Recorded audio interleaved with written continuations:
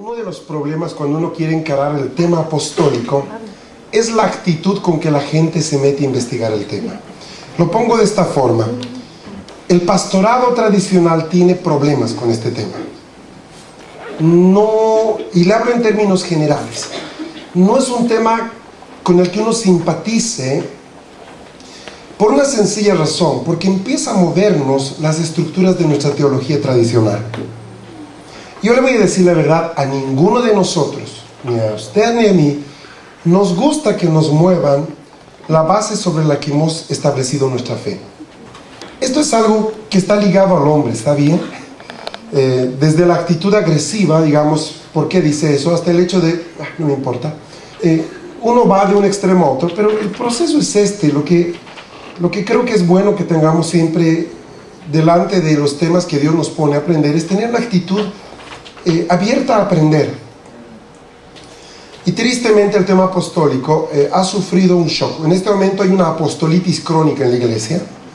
Hemos pasado de decir no existen los apóstoles a decir todos son apóstoles. Entonces, lógicamente se provoca un margen de resistencia al tema. Y hoy día la iglesia, en medio de las divisiones que ya tiene un motivo más para estar dividida. Aquellos que creen que sí hay ministerios apostólicos y aquellos que no los creen. Y sabe, esto es absolutamente comprensible, aunque no necesariamente aceptable.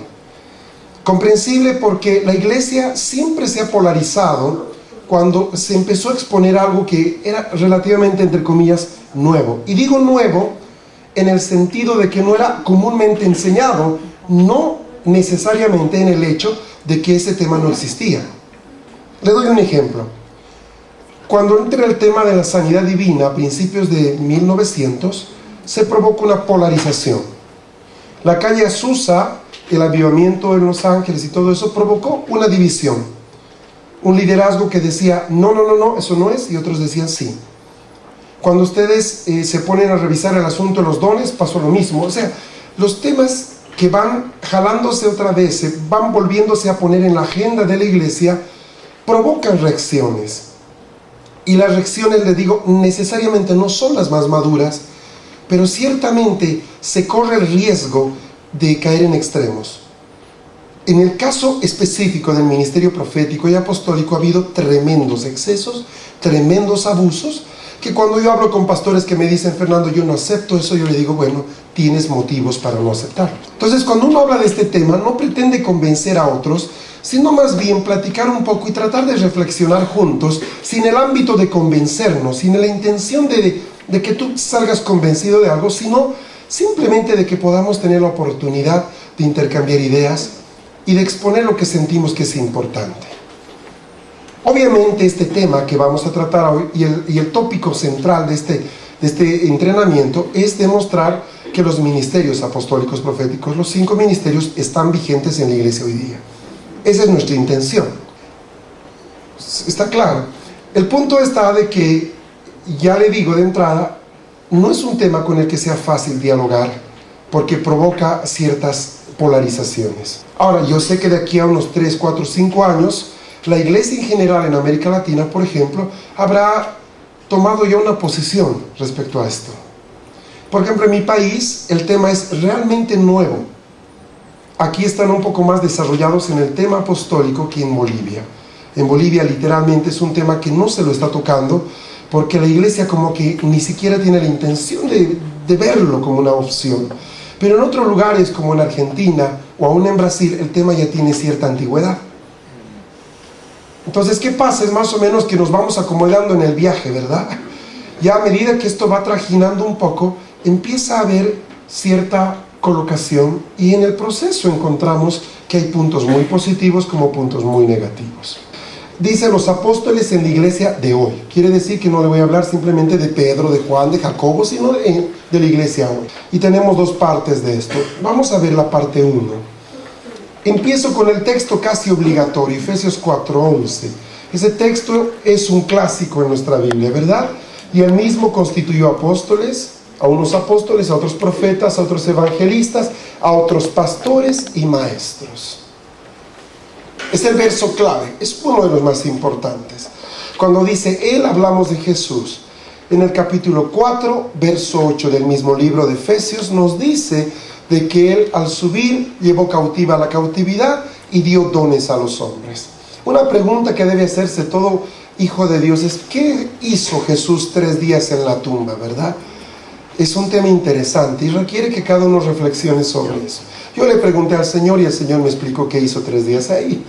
Y es interesante porque no solamente fue a sacar las llaves de la vida y de la muerte, eso quizás le tomó 15 minutos, a lo mucho media hora, exageremos mediodía. Pero ¿qué hizo 2 días y medio ahí? En otra parte de la palabra dice que predicó a los espíritus encarcelados.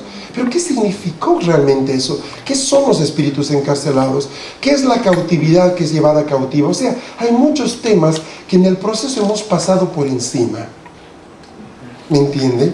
Y cuando alguien nos hace una pregunta muy puntual, nos ponemos un poco en problemas, porque ahí sale a relucir un aspecto vital. Desconocemos muchos detalles que a la larga son importantes. Dice acá que al subir Él, al ascender, dio dones. Y habla por primera vez en un sentido cronológico, quiero decir, se habla de 5 ministerios que caen como la lluvia sobre la tierra, como una consecuencia del ascenso de Cristo.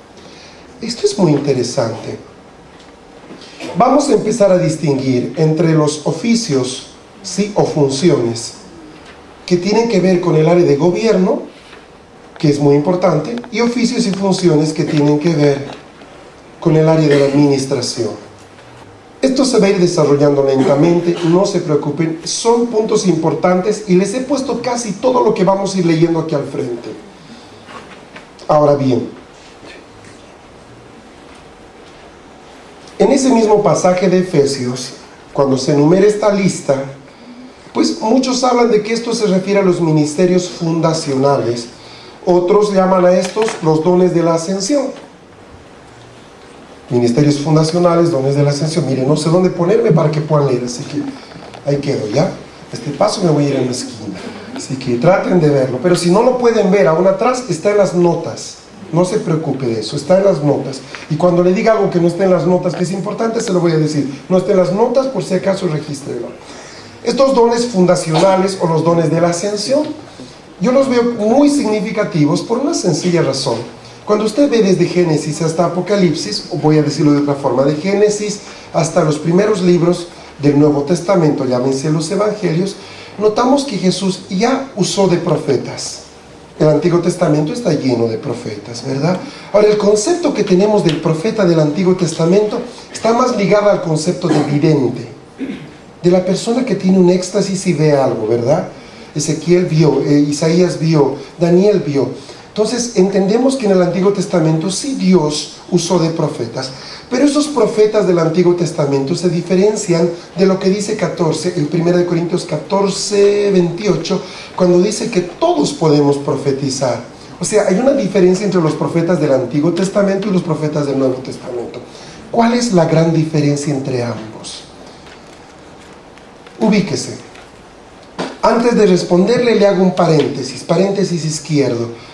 Entiendo yo de que el centro de toda esta operación es el Espíritu Santo.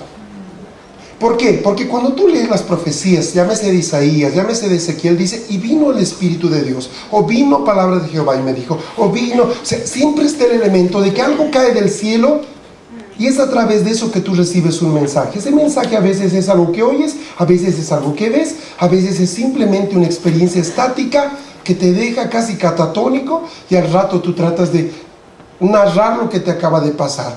Lo que le sucede a Ezequiel cuando es tomado de los cabellos y es levantado y tiene una visión tremenda de cómo Dios veía a la iglesia. ¿Qué quiero decir? Yo veo que el elemento central, el que cataliza el proceso profético, es el Espíritu Santo. El Espíritu Santo aparece ahí. Ahora, algo interesante en el Antiguo Testamento es que el Espíritu Santo no reside en el pueblo, sino que es algo así como algo que cae y algo que se vuelve, algo que viene sobre uno y algo que se va. Pero a partir de Hechos 2 tenemos que el Espíritu Santo cae y ya no se mueve más, se queda aquí abajo. Nota la diferencia, ¿verdad? Eso provoca que el ministerio profético cambie de sentido. ¿Por qué? Porque en el Antiguo Testamento Había una dependencia total del profeta al Espíritu. Me explico. Si el Espíritu no viene de parte de Dios, yo no tengo nada que decir. Pero en el Nuevo Testamento cambia tanto la cosa que Pablo es capaz de decir que el espíritu de los profetas está sujeto a los profetas. O sea, yo profetizo cuando quiero. ¿Por qué? Porque ahora el Espíritu Santo permanece en mí. Tengo una ventaja con respecto a Isaías. Isaías recibía el espíritu de la profecía cuando el Espíritu quería, y cuando se iba, él no podía decir ni wow. ¿Nota lo que quiero decir?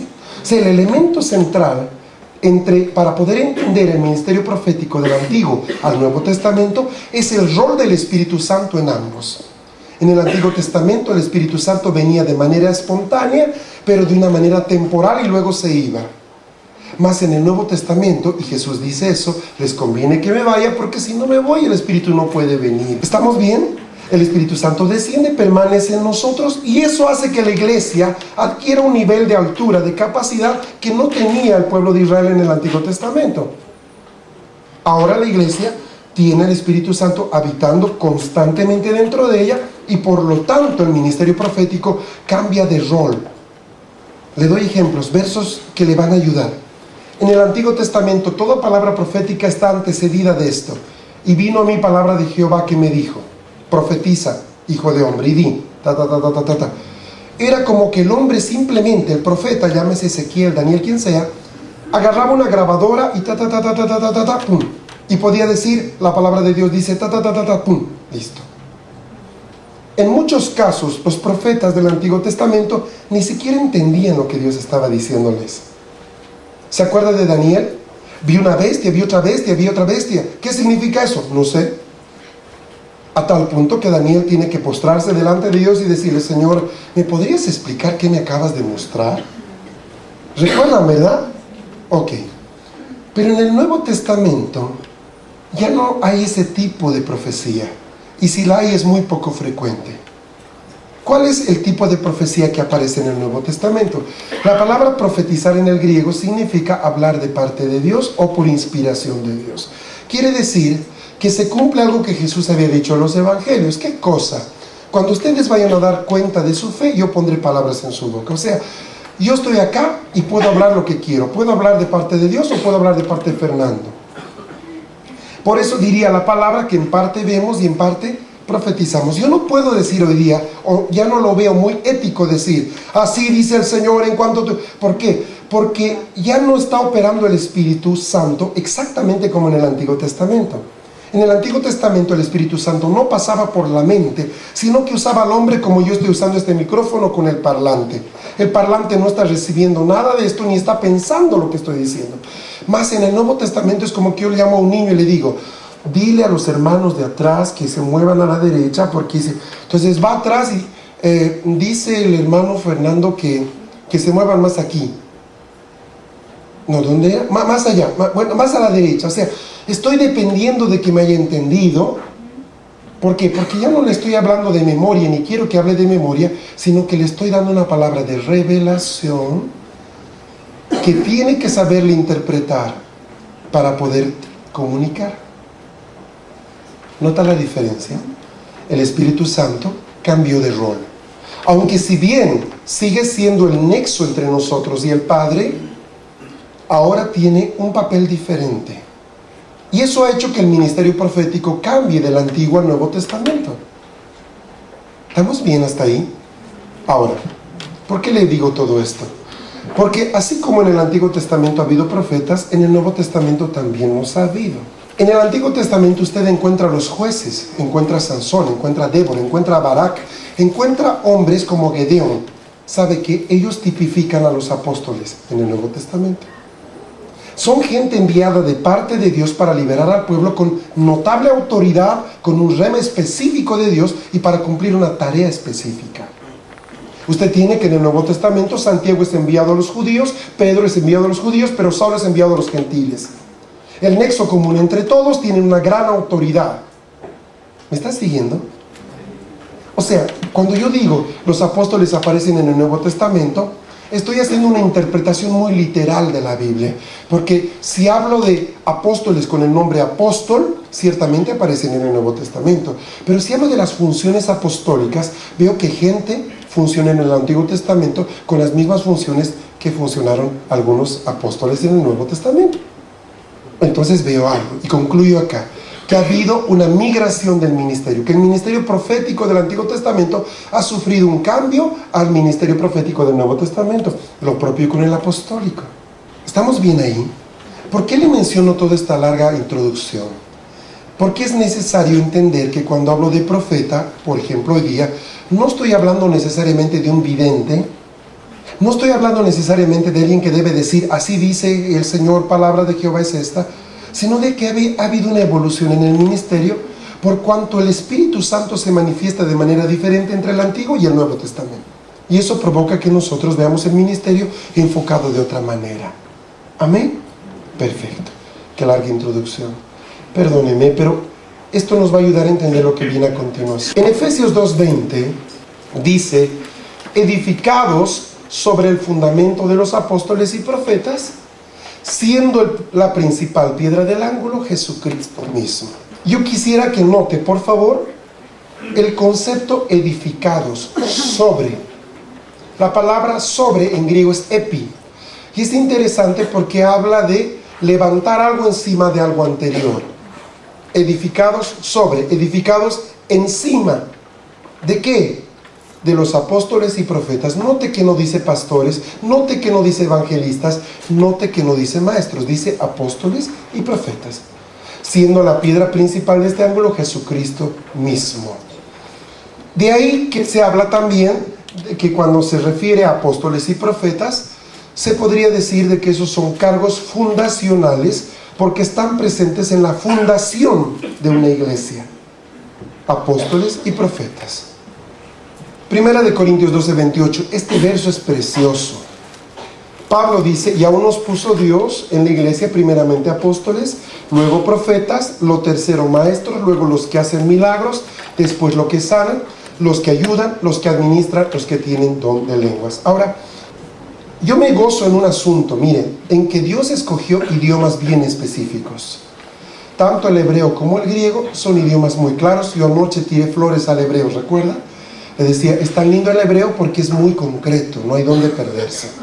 Pues lo propio pasa acá. Pablo, usted sabe el trasfondo, es una persona que tiene entrenamiento militar y rabínico. Él se sentó a los pies del más grande rabino de su época. Es un hombre organizado, tiene mentalidad esquemática. Él no se equivoca al describir algo. Cuando usted ve el libro de Efesios 6 y le habla de principados, potestades, gobernadores, él no está haciendo una lista al azar. Por ejemplo, hace un rato dije, a ver, ¿quién viene de la primera región? ¿Notan? Empecé, no dije, ¿quién vino de la 11ª región? ¿De la segunda? ¿De la 12ª? ¿De la cuarta? No. Cuando yo le dije, ¿quién vino de la primera? ¿De la segunda? ¿De la tercera? Ya la gente estaba esperando, yo vengo de la cuarta, ahorita dice cuarta. O sea, el esquema, me está siguiendo, ¿verdad? Yo usé una manera de introducir la presentación de ustedes a partir de un esquema mental. Chile está dividido en 12 regiones, de la primera a la 12ª, y seguramente o empiezas de la 12 a la primera o de la primera a la 12, pero no creo que saltes por aquí y por allá. ¿Me está siguiendo? Entonces, cuando Pablo dice primero, segundo, tercero, está utilizando términos griegos. Dice, y puso Dios primero. La palabra primero es protón, y aún nos puso Dios en la iglesia. Primeramente, protón, apóstoles. Luego, en el original dice deutrón, o segundo. Luego dice lo tercero, tritón. Está utilizando la numeración griega. Protón, deutrón, tritón, son términos griegos. Estoy diciendo primero, segundo, tercero. First, second, third. O sea, estoy utilizando una terminología que denota un orden.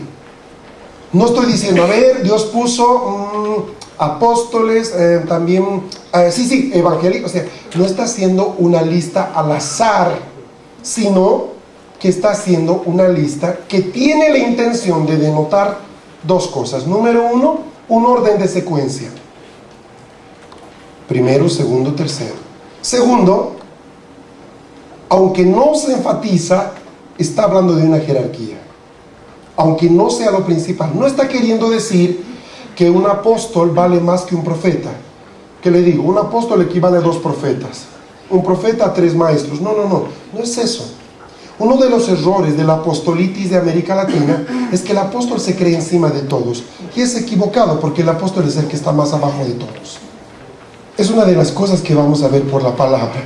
O sea, no es que el apóstol es pastor de pastores. El apóstol es siervo de pastores. Y es que el hombre anda buscando escaleras, ¿me entiende? Desde nuestro tío Nimrod, que quiso hacer escaleras y...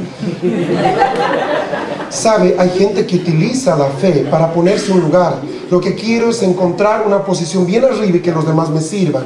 Yo soy tu apóstol, así que me das tus diezmos cada mes. O sea, perdónenme, pero los apóstoles no están para recibir, están para dar.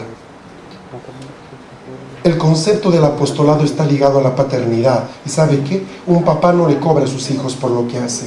¡Auch! Dolió, sí lo sé. Y ese es uno de los temas por lo que hay tanto dolor en este tema, porque la gente ha usado el ministerio apostólico para hacerse plata. Qué penoso, ¿verdad? Bueno, dejémoslo ahí, no hablemos de eso. Lo vamos a hablar después, y con mucho gusto. Una iglesia sin apóstoles no parece que vaya a funcionar bien, por una sencilla razón. ¿Cuál? Porque, según lo que dice Pablo, estos 2 ministerios, o hablemos solamente del apostólico, está ligada a la fundación de un lugar. Lo pongo de esta forma. Si usted quiere construirse una casa, mi hermano, puede que tenga muy buenas ideas, puede que entienda de construcción, pero a la hora de que usted tenga que presentar los planos al municipio, van a pedirle que un arquitecto firme esos planos. Y sabe, usted puede decir, pero es mi casa. Sí lo sé, pero ¿quién lo firma? Espere un rato, yo estoy poniendo el billete, mire. No, qué bueno, pero ¿quién va a firmar los planos? Oiga, yo voy a vivir ahí, Qué bueno, ¿quién firma los planos? Pues yo, usted es arquitecto. No. ¿Sabe qué? No le puedo dar permiso a que usted construya la casa. ¿Por qué? Porque usted no ha sido entrenado en las partes técnicas de construcción. Tenga la plata, sea que viva ahí, lo que usted quiera. Necesito que una persona entendida diga, así va a ser esto. Entonces yo tengo un problema. Aunque va a ser mi casa y tengo el dinero, requiero contratar los servicios de un especialista.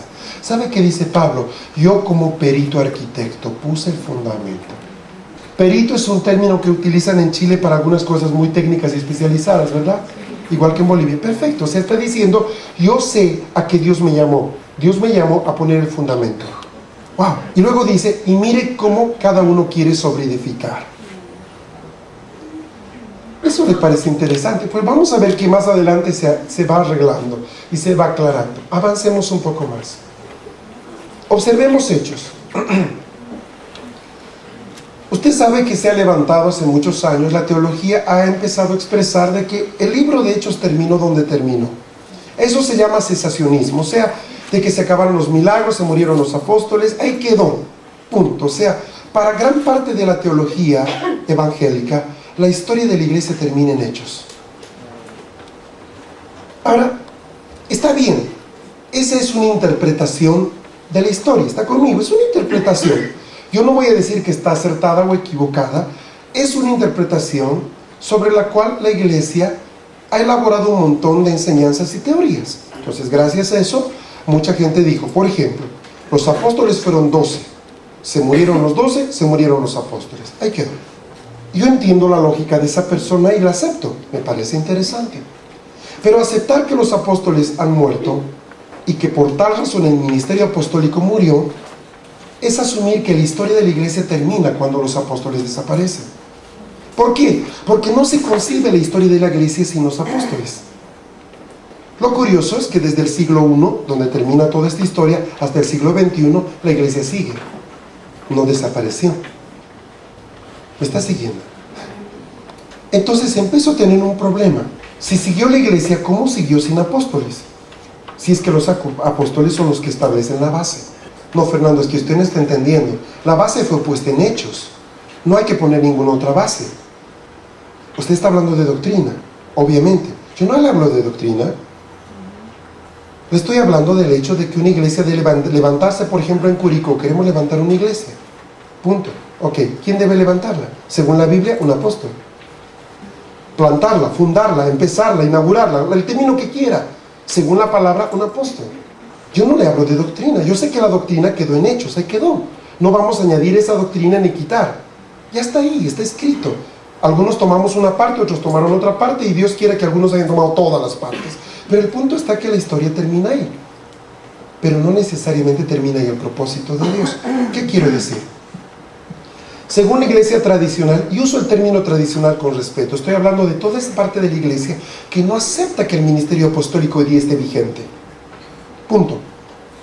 Según la iglesia tradicional, ellos interpretan que los apóstoles y los profetas eran cargos relegados a la era apostólica pasada, y por lo tanto hoy día ya no están activos. Punto. Eso quiere decir, y está anotado ahí, dice, basado en las opiniones tradicionales y debido a la ausencia de los demás, los maestros deberían ser los primeros en el orden. Después de esto, recuerde Corintios 12:28, y puso primeramente Dios apóstoles, luego profetas, tercero maestros. O sea, murieron los apóstoles, murieron los profetas. Ok. ¿Usted cree que hoy día hay maestros de Dios? ¿Y por qué no murieron ellos también? O sea, ¿quién nos hace determinar quién murió y quién no murió? ¿Qué utilizo yo para poder decir, murieron los apostólicos, o el ministerio apostólico, pero el pastoral sigue vigente? O sea, ¿en qué me baso? Si murió el apostólico, pues murieron los 5, porque toda esa generación y esa parte de la historia quedó enterrada hace 20 siglos. Estoy tratando de pensar en voz alta con usted, punto. ¿Qué quiero decir? Vamos un poco más allá. Ayudémonos, señores, ayúdanos a entender esto. Durante casi 500 años, gran parte del denominacionalismo protestante no fue dirigido por apóstoles y profetas, sino por maestros y administradores. Le voy a decir algo que más adelante usted lo va a entender. Muchos de los que llamamos obispos hoy día realmente son excelentes administradores, pero obispos no son. Oiga, y eso no es malo, por favor. Yo necesito un buen administrador cuando quiero hacer un negocio, por ejemplo. Esta mañana tuve una reunión con un grupo de pastores y les decía, hermanos, si quiero poner una panadería, necesito que alguien me haga la contabilidad, necesito una buena vendedora o vendedor, necesito un buen panadero, ¿estamos? O sea, es parte práctica de lo que voy a hacer. La Biblia dice que algunos tienen el don de administrar. ¿Usted ha visto que hay gente así? Por ejemplo, si a mí me hacen partir una torta, un queque, lo que se llame aquí, es muy probable que el primero que... Para empezar, yo no le haría el huequito al medio. Para mí es una gran incógnita de por qué le hacen el huequito al medio y dejan un pedazote tremendo ahí. Mi esposa siempre me ha explicado y me ha dicho que es para partir mejor y que no se deshaga la torta al sacarlo, pero todavía me cuesta. Digo, ¿y por qué no hacen eso con la pizza?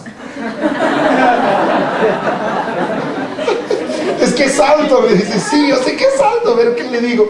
Ay, queda la parte más rica al medio. ¿Qué no hace hueco? Y siempre protesto, oiga, hágale más chico el pedazo. O sea, es una gran incógnita, ¿no? Se lo preguntaré al Señor cuando llegue allá, pero... Mi suegra es fantástica porque ella es capaz de partir a una cosa más pequeña y alcanza a todos. Y todavía dice, ¿alguien quiere llevarse a la casa? Yo hago un montón de comida y no alcanza para la mitad de la gente. O sea, O sea, ya me doy cuenta que hay gente que tiene el don de administrar, ciertamente, sabe organizar y llega a todos. Y no todos sabemos hacer eso. Bueno, en la iglesia dice que hay administradores. Entonces no me molesta decir, tú eres administrador, no eres obispo. No deberías sentirme ofendido. Te va a ofender si es que tú buscabas un cargo, pero no si buscabas una función. Me explico, lo que yo quiero es servir. No quiero nominación. Me molesta el tema cuando yo pierdo mi nominación, pero no me molesta cuando lo que yo quiero es servir. Punto. Ahí queda. Desde que la predicación se convirtió en el punto principal de la vida de la iglesia semanal y el sermón la forma de canalizar la enseñanza, muchos pastores de iglesias locales se suponen maestros. Lo pongo de esta forma y lo que le voy a decir, se lo estoy diciendo como pastor, no se ofenda conmigo, quiero que hablemos sin que nos enojemos, luego y al salir me ponga zancadilla, ¿ok? Mire, recuerda lo que hemos hablado ayer, le hablé de Mateo 10, le hablé de Lucas 10, de Juan 20, le hablé cómo Dios desde el principio lo que hace con sus hijos es darles gobierno, darles poder, darles autoridad. ¿Por qué? Porque lo que Él quiere es que su reino sea establecido en la tierra, no quiere que seamos salvos todos, ¿me entiende? Sino que más allá de eso, al ser salvos, logremos establecer el gobierno que el hombre perdió. Lo que Dios quiere es recuperar su gobierno en la tierra. Perfecto. Entonces yo como pastor, cuando recibo a la gente, viene una ovejita nueva a la iglesia. Hola, mucho gusto, me presento. Yo tengo dos opciones. Puedo hacer que esta oveja dependa de mí el resto de su vida. O puedo hacer de que la persona descubra quién es y que descubra la conexión que tiene, la banda ancha que tiene con el Espíritu Santo o mi dial-up que tiene conmigo. Puedo tener una cita con usted la próxima semana, eso es conexión por teléfono. O puede tener una banda ancha donde se conecta con el Señor de una forma asombrosa, aún sin que necesite de mí. El problema es de que si las ovejas dejan de necesitar de mí, yo me quedo sin trabajo. Porque en el proceso el pastor vive de la dependencia que las ovejas tienen a él y de la necesidad que ellos tienen de superar sus problemas. Lo pongo de esta forma. En tanto que esta oveja tenga problemas, me va a buscar. Entonces yo no le ayudo del todo para que siempre dependa de mí. No le enseño a pescar, sino que le doy medio pescado cada semana. Estamos tranquilos. Oiga, yo soy pastor y no hago eso. Eso quiere decir que las ovejas que usted tiene se entienden con Dios, ya están gobernando, tienen un diseño de reino, ¿verdad? Bueno, no exactamente. Entonces hemos hecho, aunque no hemos querido esto, nos hemos rodeado de gente que depende de nosotros. Esto es muy difícil de entender. Pero pastor, ¿acaso un niño pequeñito recién convertido ya puede funcionar? Yo creo que no puede funcionar en todo. Pero lo primero que un niño sabe, y le hablo de un bebé recién nacido que tiene que mamar para poder vivir, lo primero que hace es reconocer quién es su mamá. ¿Sabe cómo? ¿Cuál es el olor? Un bebé de 2 o 3 días sabe cuál es el pecho de su mamá. Hay hermanos en nuestra iglesia que tienen 10 años y no saben cuál es la voz de Dios. No sé si es de Dios, no sé si debo casarme, si debo emprender el negocio, si estudio esto o estudio. No sabe nunca tomar decisiones. ¿Sabe por qué? Porque nunca le he enseñado cuál es la voz del Espíritu. Entonces, lógicamente, esta persona me ve a mí como su oráculo. Yo soy la voz de Dios, pastor, me emprendo el negocio. No, gracias, pastor. Entonces, ¿qué sucede? Pero es que es verdad. Muchas veces voy a una iglesia y el Señor me da palabra profética para la gente y le digo el Señor aquí. Luego se acerca alguien y me dice, ¿qué le dice el Señor de mí?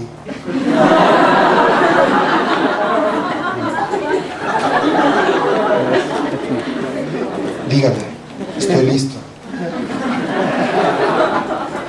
¿Sabe qué me dice? Que nada. ¿Por qué? Pero es cierto. Usted la conoce, ustedes deben conocer a Anita Méndez, muchos. Y van a ver, ¿sabe por qué la gente sus sugieres la sacan rápido de un salón? Porque todo el mundo quiere escuchar una profecía personal de ella. ¿Y sabe qué es penoso? ¿Por qué? Porque la palabra profética que Dios da a la iglesia no es para saber si te debes casar o no. Es para poder dirigir a la iglesia, no tu vida. Entonces estamos cayendo en un problema bien sencillo. Le hablo de Benny Hinn. Benny Hinn es un hombre maravilloso. ¿Te gusta o no su ministerio? Dime si no quisieras tener el don que él tiene. No te hagas. Todos quisiéramos ser Benny Hinn. Por favor. Ay, yo no me gusta ese tipo. Sí, porque diga si no quisiera usted llenar estadios. Ah, ok, dejémosla. Ah, no, yo, ok. Señor, dale humildad. Pero, sí, ¿qué le digo? Ahí queda. A mí me encantaría ser Benny Hinn, pero no lo soy. Escúcheme. Pero cuando usted va, por ejemplo, a una de las cursadas de Benny Hinn, usted sabe que él se mueve en sanidad. Esa es la manera en que él predica el evangelio. Pero ¿sabe qué es lo triste? Que el 95% de la gente de ese estadio son cristianos. Son cristianos enfermos de su cuerpo. Cuando ese estadio debería estar lleno de no conversos, para que al ser sanados conozcan el evangelio. Es triste. ¿Sabes qué? La gente se está muriendo de enfermedades en la iglesia. Hemos aceptado que podemos ser salvos en Cristo, pero todavía no nos entra en la cabeza que somos sanos por sus llagas. Y tienes al 80%, si no más, de la iglesia que depende de un médico de cabecera, porque si no le da la pataleta. ¿Qué quiero decir? La salvación fue suficiente para su espíritu, pero no para su cuerpo. Es que estamos hablando de un problema que no creo que solo sea en Chile o en Bolivia, sino en todo el mundo. Benny Hinn llena los estadios de cristianos enfermos. ¿Sabe por qué? Porque en nuestras propias iglesias no hemos descubierto el poder de la sanidad todavía. Y este hombre sí. Qué triste, ¿verdad? ¿Por qué le digo esto? Porque se supone de que cuando hemos recibido el Evangelio, hemos recibido un conjunto, no solo de conocimientos y enseñanzas, sino que se ha abierto una dimensión nueva de vida. Lo pongo de esta forma. Pablo dice que hemos sido trasladados de muerte del reino de las tinieblas al reino de ser advenedizos y extranjeros, haber sido hechos aceptos, familia. O sea, ¿me está siguiendo? No dice, antes no sabían, ahora ya saben. O sea, la vida cristiana no consiste en cuánto sabes, aunque necesariamente tú debes saber mucho para poder entender lo que Dios quiere contigo. Pero si fuera por saber, los jesuitas deberían ser los primeros en ser salvos. Porque ¿quién de nosotros hace un seminario de 12 años? ¿Comprende? Con la Biblia. No hay jesuita que no sepa griego y hebreo, pero no por eso son salvos. Entonces llego a la conclusión que no se mide mi vida en cuanto a cuánto sé, sino cuánta revelación tengo de Dios y qué nivel de vida yo estoy viviendo. Puedo saber que Dios es amoroso, maravilloso y que Él es un Dios de amor y de poder, y ser un miserable pordiosero que no tengo ni para vivir. Es una incoherencia. Yo sé que Dios sana. Iré a la farmacia. Entonces no se trata de que no sabes que Dios sana. Se trata de que tú no has descubierto cómo apropiarte de esa verdad para tener victoria en esta área. Porque sabes que sana, pero no sabes por qué a ti no te sana. ¿Nota la diferencia? Entonces yo como pastor no quiero rodearme de gente que depende de mí para vivir. Debe depender de mí no para vivir, sino para que yo le entrene en su relación vertical, en su relación con Dios. Entonces yo le digo, mira, te doy un ejemplo. Pastor, usted me ha dicho que debo escuchar la voz del Espíritu, ¿verdad? Sí, mi hermano. Bueno, ayer me habló. ¿Te habló? Sí. ¿Usted se acuerda que estaba orando para casarme? ¡Ah! Sí, cuéntame. Bueno, me voy a casar. ¿Te vas a casar? Sí. El Espíritu me mostró ya con quién casarme. Ay, dígame con quién. Con el hermano Pepe. ¿Cuál Pepe? ¿Cuál Pepe? Pepe, el de la iglesia. ¿Cuál Pepe? Pepe. Oye, no agarro. ¿Cuál Pepe, hermana? Pepe, el que siempre está ayudando ahí con los cables de la cámara, ¿se acuerda? Ah, Pepe López. Sí. Oye, hermana, pero él es casado. Sí, yo sé. Pero el Espíritu me dijo que se va a divorciar y se va a casar conmigo. Bueno, mira, hermana. A ver, siéntate un rato, siéntate. Qué lindo, ¿verdad? El Espíritu me está hablando. Espérate, siéntate. ¿Verdad? ¿Qué pasa, pastor? Debería estar contenta. Dios mío, escúchame. Yo dudo mucho de que eso vino de Dios. ¿Cómo va a decir eso? Te voy a explicar por qué. Porque es muy difícil que el Espíritu Santo te diga algo que la palabra condena. ¿Acaso condena esto? Te voy a explicar. Mira lo que dice aquí. Jesús en San Mateo, tantos. Dice que no es la voluntad de Dios que el hombre se divorcie. ¿Cómo crees que Dios va a querer que se divorcie el hermano Pepe? Entonces, ¿quién me ha revelado esto? Te lo digo sin que te enojes. Sí, por favor. Pues el diablo. ¿Cómo? Sí, te voy a dar un ejemplo. Pedro un día dice, tú eres el Hijo de Dios. ¡Wow! Tremendo descubrimiento. Luego dice, no vayas a la cruz, mira. Y Jesús le dice, apártate de mí, Satanás. ¿Te das cuenta, verdad? ¿Me equivoqué? Sí. Pídele perdón al Señor por eso. ¿Por qué? Por confundir su voz. Perdóname, Señor, por eso. Perfecto. Pero ¿sabes qué? Te voy a recomendar algo. Tan cierto como debes buscar la voz de Dios, es que debes leer la Biblia. ¿Por qué? Porque al leer la palabra y conocer lo que está escrito, tú vas a poder juzgar la voz que escuchas mejor. Ah, ya, pastor, lo voy a hacer. ¿Qué me recomienda leer? No te voy a decir deuterocanónicos, el hijo de fulano, hijo de mengano, hijo de perengano, hijo de... Y uno dice, ¿qué me va a hablar Dios a través de esto? Tal vez un nombre para mi hijo, pero son nombres de los más raros. Mira, vamos a hacer una cosa, vas a empezar con Juan, ¿qué te parece? ¿Vas a leer Juan o vas a leer Proverbios? 31 capítulos, uno cada día, son 31 días de un mes, y cada día tú vas a sacar algo de enseñanza de eso, y le vas a decir, Espíritu Santo, háblame según el capítulo que estoy viviendo hoy día. ¿Qué estoy haciendo yo como pastor? Le estoy entrenando a que agudice la voz que tiene y sepa separar, porque no solamente nos va a hablar el diablo, sino también nos va a hablar Dios, o como sea. ¿Estamos bien? Entonces mi papel de pastor no es resolverle los problemas, sino ayudarle que la persona los resuelva. ¿Y sabe cuál es mi anhelo? Que esta persona sea mucho más grande espiritualmente que yo. Pero si soy un administrador y no un pastor, yo no quiero que nadie crezca por encima de mí porque me quedo sin empleo. Hay una relación muy estrecha entre intercesores, profetas y apóstoles. Estoy más o menos en la página 2. Perfecto, estamos bien. 3 dice, oh sí, 3, disculpen, no conté la carátula, perdón. Ok, ahí vamos. Si bien el esfuerzo de estos líderes ha perdido fuerza, no se desvaneció completamente. A comienzos de la década de los 90, dice, Dios volvió a hablarle a la iglesia acerca de la restauración del cargo del apóstol. Esta vez el proceso fue diferente, fue más gradual e involucró a los intercesores y a los profetas. ¿Cómo fue esto? Veamos. La década de los 70 trajo consigo el inicio de un enorme movimiento global de oración que aún hoy observamos. Aparecen movimientos de oración muy intensos, muy grandes. AD 2000, aparecen las redes de oración. ¿Por qué? Porque empieza a hablarse de alcanzar a las naciones no alcanzadas. Eso pasó en el 70, aparecen los famosos concilios de Lausana, en Manila, aparecen convocatorias mundiales a gente que se reúne con un propósito. Hagamos misiones, pero en vez de mandar a todas partes, mandémosla allá donde no se ha mandado gente aún. Se hace una lista de naciones no evangelizadas y se dice, hasta el año 2000 deberíamos tener iglesias en todos estos países. Eso fue AD 2000. ¿Cuándo terminó? El 2000. Genial. ¿Estamos bien? Ahora, el 70, la década del 70, provocó este cambio más. Para llegar a esa meta necesitamos orar mucho. Ok, cada iglesia ora, cierto, pero no oramos de acuerdo todos. ¿Verdad? Entonces empecemos a poner patrones para oración para que todos juntos oremos por lo mismo. Eso pasó en los 70. Esto provocó algo muy interesante. Empezó a hablarse de intercesores. O sea, lo que antes era la pequeña reunión de oración, los jueves en la noche, los martes en la noche, donde la plana mayor de las viejitas de la iglesia asistían.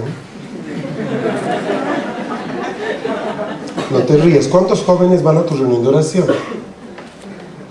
Ahí paremos, ok. Benditas viejitas, ok. Yo te digo algo, en muchos casos son ellas las que mantienen de pie con sus oraciones al pastor. Yo crecí con un grupo de unas 20 viejitas. Mi esposa y yo éramos los más jovencitos de ese grupo. Ir a orar con ellas era ir a dormirnos. Pero tenían tanto amor para orar estas mujeres.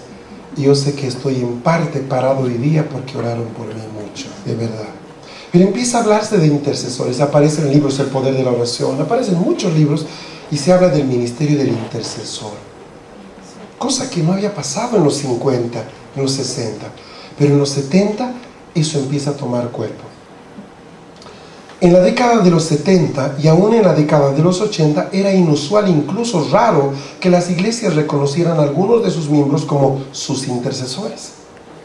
Era raro. Pero gracias a Dios hoy eso ya no sucede.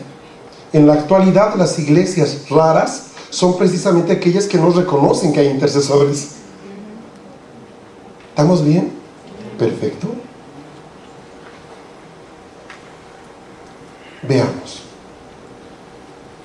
Durante la década de los 80, los dones y cargos de profetas resurgen en la iglesia. Es en la década de los 80 cuando aparecen los primeros congresos proféticos. El centro de todo eso se produjo en Colorado Springs, Estados Unidos, y en algunos lugares de Asia, específicamente Singapur y Corea. Se habla de congresos proféticos. Esto no suena raro, ¿verdad? Congresos. Bueno, hoy día no nos suena raro. Pero en los 80, hablar de profetas era algo muy raro. Esto no significó, dice, que los profetas estuvieran ausentes durante los años e incluso siglos anteriores. Simplemente que no estaban reconocidos. Los profetas ganaron reconocimiento público durante la década de los 90 Y hoy, aunque todavía dista mucho de ser perfecto, este ministerio es ampliamente aceptado y valorado en las iglesias. ¿Sabe por qué? Es interesante, en México, por ejemplo, ya ha habido un congreso de resurrección. ¿Qué es eso? Gente que va para aprender cómo resucitar muertos. ¿Are you kidding me? ¿Está bromeando usted? No estoy bromeando. Hoy día hay congresos donde se da testimonios y se está entrenando a la gente para que pueda desarrollar ese milagro. En México. Pero viene gente de todo el mundo con testimonios de resurrecciones, pero tremendas, ¿eh? Eso pasó en los 90 con los profetas. Congreso profético, y uno decía, ¿hay que ser profeta para asistir? Eran preguntas importantes, porque nunca habíamos escuchado. Si te dicen congreso pastoral, las ovejas dicen, ¿puedo entrar? Porque uno asume que hay pastores, ¿me entiende, verdad? Congreso de matrimonios, no tiene nada que hacer los solteros. Pues es lógico. Congreso profético. Bueno, les voy a mostrar algo. Este cuadro no está en sus hojas, así que atiéndanlo, por favor. Los intercesores son la punta de lanza que Dios utiliza para provocar una reforma. Por favor, si hay algún intercesor que está aquí, que diga amén. Amén. Esto es maravilloso. O sea, lo primero que Dios llama, no solo a los profetas, llama a los intercesores. ¿Se acuerda usted de Ezequiel? Busqué a alguien que se pusiera en la brecha y no lo hallé. O sea, yo veo que Jesús y el Señor, quiere decir a través de eso, está buscando gente que quiera ponerse en el oficio, el manto del intercesor, la túnica del intercesor. ¿Dónde encuentran ustedes intercesores en el Antiguo Testamento? Pero en todo lado, empezando con Aarón y Moisés. O sea, usted va a encontrar un montón de gente que cumplió el oficio del intercesor. ¿Qué es un intercesor? Es alguien que está entre Dios y los hombres. Voy a los hombres de parte de Dios y voy a Dios de parte de los hombres. Simple. Cuando la iglesia dice, carambas, hay gente que está llamada a ser intercesora, esto es, que reconoce el ministerio del intercesor, eso provoca algo bien especial. El intercesor, básicamente, su campo de especialidad es la comunicación entre el cielo y la tierra. Se lo pongo así. Todos los que estamos acá, queridos amigos, ciudadanos y hermanos, sabemos más o menos manejar una filmadora, pero no por eso somos cineastas. El hombre que tienen a su izquierda, Pablo, es un especialista en manejo de cámaras y muchísimo más. O sea, todos nosotros podemos ir a la tienda de Sony, comprarnos una Handycam y podemos aprender que con el botoncito rojo y dice rec, estás filmando, ¿verdad? Y ahí sale la imagen y uno lo mira y queda mareado en el televisor, todo lo que usted hace. ¿Y por qué no se ve a la tía Lupe? Todo está oscuro. Es que no prendiste el flash. ¿Hay flash? O sea, ok, ahí quedamos, ¿no? Ok. Pero gente como Pablo, digamos, o su esposa, son tremendamente expertos en esto. Entonces tú vas con tu última moda, ¿verdad? Mira la camarita, que una mini DV y que tiene un zoom óptico de tanto, con un no sé qué de qué, night shoot y no sé qué. Y él dice, es de segunda. ¿Cómo que de segunda? Sí, te va a servir mucho, pero para que aprenda está bien. Para que aprenda está bien. Claro, ¿por qué? Porque él es especialista en eso, ¿me entienden, no? Me recuerda a la gente que va a comprar una computadora, ¿verdad? Me vende una computadora así, ¿cómo la quiere? Grande. Ah, grande. Ok, bueno, ¿cuán grande la quiere? Quiere comprarse una computadora, hable con alguien que le oriente, porque nos van a vender cualquier cosa, una cafetera que luego dicen que es computadora. Pero los intercesores se especializan en algo, se especializan en la comunicación entre el cielo y la tierra. Ese es su campo de acción. O sea, si tú eres intercesor, lo que cada día te interesa saber es qué Dios está diciendo hoy día a la iglesia, a la ciudad, a las naciones. ¿Y qué está respondiendo la iglesia? Esto provocó que al ser ellos especialistas en la comunicación, esto provocó que la voz de Dios pueda ser oída más claramente en la iglesia. Hola, ¿está conmigo? ¿Por qué? Porque estas personas en silencio, doblando sus rodillas media hora antes del culto, sin hacer mucha lata, sin nunca tener el púlpito, empezaron a abrir los cielos, empezaron a abrir la comunicación. Y de una forma u otra, el pastor empezó a tener prédicas más regias. Y él pensaba que era porque estaba estudiando o viendo los videos de Benny Hinn, pero realmente era porque las intercesoras estaban gimiendo que por favor predique lo que Dios está hablando.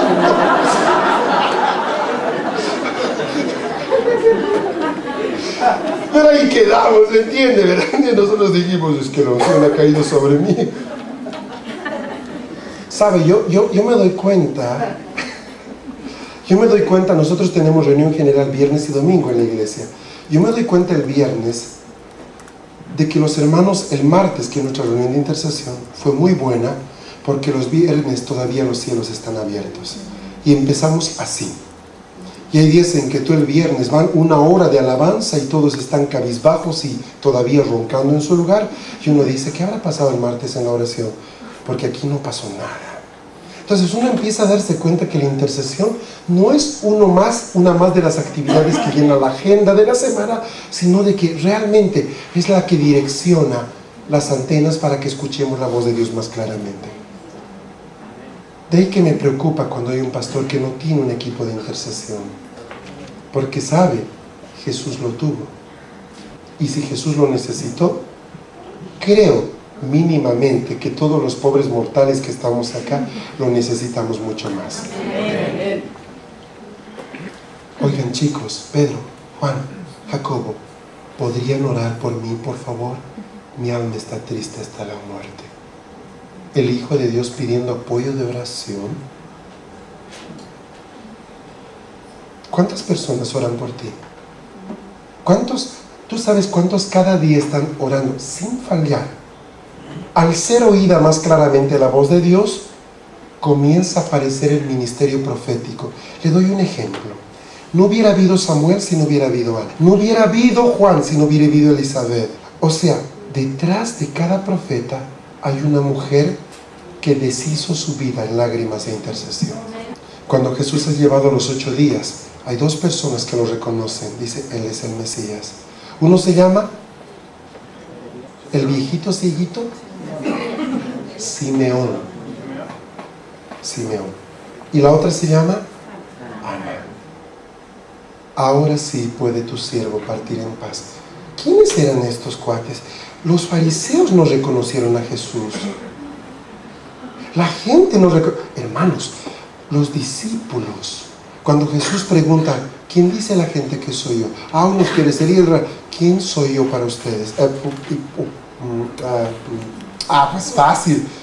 Pedro, ¿quién es? Pero sabe, estas 2 personas, Simeón y Ana, que por primera vez ven un bebé llamado Jesús, Yeshua, dicen, Él es. ¿Sabe por qué lo saben reconocer? Porque eran intercesores. Entonces, ¿qué pasa? Llega una visita a la iglesia, habla con el pastor y le convence, y el pastor le presta el púlpito, y las intercesoras están que se jalan las mechas con alicate. Dice, pastor, ese tipo es pero Jezabel con bigotes, no le dé el púlpito.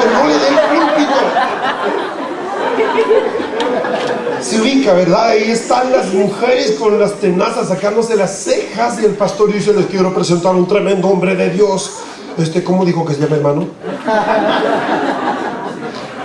Sí, se llama Pedro, se llama Pedro, como el apóstol, tremendo hombre de Dios.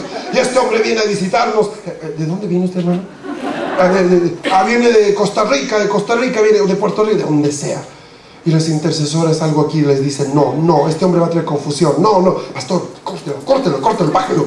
Señor, que se interrumpa la comunicación, que se quemen los cables, que se queme la luz, que pase algo. Y empieza el hombre, y el pastor, como no está nunca en las reuniones de intercesión, anda en otro wing, y luego le empiezan a venir unos problemas a la iglesia atroces, y las intercesoras, sabíamos que usted nunca nos escucha. Le pasé ese conocido, esa escena, se lo dejo ahí. Ahora, Los intercesores se especializan en la comunicación entre el cielo y la tierra. Eso provoca que la voz de Dios pueda ser oída más claramente. Por consiguiente, el rol de los profetas empieza a desarrollarse y se levanta el ministerio profético otra vez de sus cenizas. Esto es fabuloso. Lo propio pasa con los profetas. Los profetas, una vez que son levantados, son los que preparan el camino para los apóstoles. O sea, es inevitable que el apóstol siempre venga después del profeta. Es inevitable, pasó con Jesús y con Juan. O sea, es el heraldo, el profeta es el que prepara el camino. Ellos comienzan el rol del profeta, del apóstol, y ellos son los que ayudan a reconocer a los apóstoles. Juan dice, Él es el Cordero de Dios, de Él les hablé. Es lo que hace Débora con Barak. Tenemos que darle las armas a Él. Él es el rey. Él es el que va a liberar al pueblo. ¿Por qué no? Es que yo sé que no es mi rol, es su rol. Yo debo apoyar. O sea, esto es vital. Por eso es que la dupla ganadora es apóstol y profeta, es la dupla vencedora. Ellos dos manejan perfectamente la diagramación de la defensa y del ataque. Vamos a ver, sigamos. En la década de los 90, solo para terminar un poquito la cronología que no pretende ser completa, y si hay gente que quiere mayor bibliografía al respecto, yo le puedo dar al terminar el jueves una serie de libros que ustedes pueden revisar, tanto a favor como en contra del ministerio apostólico y profético. Ahora, en la década de los 90, le decía solo a fin de poder terminar esto, ya se empieza a hablar de apóstoles. Ahora, yo le agradezco tanto al Señor el hecho de que en parte conocemos, hermano. No hay nadie aquí que diga que lo conoce todo. Mire, yo tengo la oportunidad de viajar a Estados Unidos y conozco un grupo de pastores cuyo pastor hace 20 años ya trabajaba como un apóstol y era conocido como un apóstol entre ellos. Un hombre que levantó 3.600 iglesias en 10 años. Y este ministerio sabían que tenían un apóstol como líder. Hace 20 años, cuando el resto de nosotros estábamos en pañales en ese tema. Entonces llego a sorprenderme, porque veo que Dios, aunque yo no lo sepa, sigue trabajando. Y voy con la última novedad, ¿verdad? Hay apóstoles, y alguien se levanta y dice, sí, hace 20 años hablábamos de eso. Perdón, el Señor es quien maneja este asunto. Tremendo ministerio, es de Guatemala. Ellos empezaron en toda esa parte de Guatemala y El Salvador. Veamos algunos rasgos. Vamos entrando a lo que es la autoridad apostólica, porque esto se va a poner cada vez más interesante, ya que nos empieza a poner en el terreno del apostolado en la iglesia hoy día. Estamos todos de acuerdo, según la palabra, de que el apóstol es el primero y es el que viene a edificar la iglesia como el que pone el fundamento. Debemos, número uno, empezar reconociendo que los apóstoles tienen un don espiritual. Hermano, como todo don es un regalo. Yo no puedo decir, ¡ay, qué bueno soy apóstol! Me costó, me costó. No, no te costó nada. Eso es una obra de gracia y de la soberanía de Dios. Simple. ¿Cuánto te costó la salvación? No nos costó nada. Hermanos, vino de gracia. En Isaías dice que Él es el que nos ayuda a llorar por nuestros pecados. Miren, ni las lágrimas me salen genuinas. Pero si hay una cosa que tú aportaste a la salvación, tus pecados. Eso no lo hizo Dios, lo hiciste tú. Así que hay motivos para estar orgulloso, ¿verdad? Los dones son igual, los ministerios son igual, todos son dones. Por eso dice, no se olvide del primer texto que revisamos, Efesios 4:11, dice, dio dones a los hombres. Los ministerios, apóstoles, profetas, evangelistas, pastores y maestros, en ese orden, según Efesios 4:11, son dones de la ascensión. Esto es, dones que vienen como consecuencia de haber sido Jesús ascendido a los cielos. ¿Amén? ¿Estamos bien ahí? Perfecto. Ahora, dice acá, existe un don espiritual de apóstol. Saber que son apóstoles porque Dios los ha elegido para darles ese don, obviamente les brinda una sólida base de autoridad. ¿Qué significa la palabra apóstol? Enviado. Punto. 2. Los apóstoles tienen una misión o un llamado. Lógico, si eres enviado, debes saber dónde, ¿verdad? Entonces yo le digo, mire, se presenta, mire, soy el apóstol fulano de tal, mucho gusto. ¿A dónde lo envió usted el Señor? ¿Cómo? ¿Dónde lo envió? ¿Cómo dónde me envió? Espérese, a ver. Yo soy Fernando. ¿Usted qué se llama? Pepe. Hola Pepe, mucho gusto. ¿Usted es apóstol? Sí, yo soy apóstol. Ok. ¿Sabe lo que significa apóstol? Enviar. O sea, ¿dónde lo envió? ¿Do you speak English? ¿Spanish? ¿Estamos bien? ¿Dónde se perdió? Hola. Y ahí empezamos a tener problemas. Pablo sabía que había sido enviado a los gentiles. Pedro sabía que había sido enviado a los judíos. O sea, ¿dónde se pierde? Yo he sido enviado para hacer una tarea específica, provocar una reforma en la iglesia. Así que donde yo voy, realmente provoco cambios. Y me vuelven a llamar y quieren estar conmigo, o me odian y no me quieren ver más. Es simple. Yo sé que ese es mi ministerio.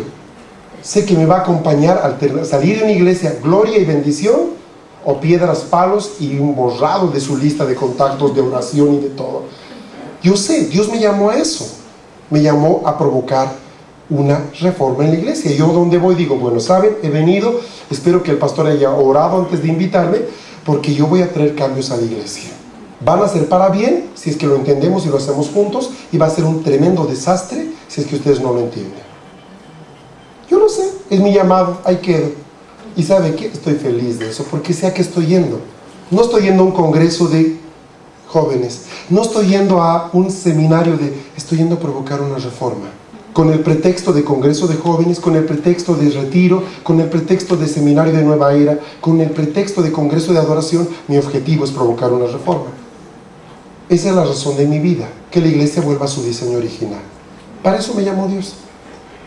Entonces, cada gente que Dios levanta, es levantada para algo específico. No solo los apóstoles, cada hijo de Dios tiene un propósito en su vida. ¿Cuál es el tuyo? ¿Qué es algo que solo tú debes hacer y nadie más puede hacerlo?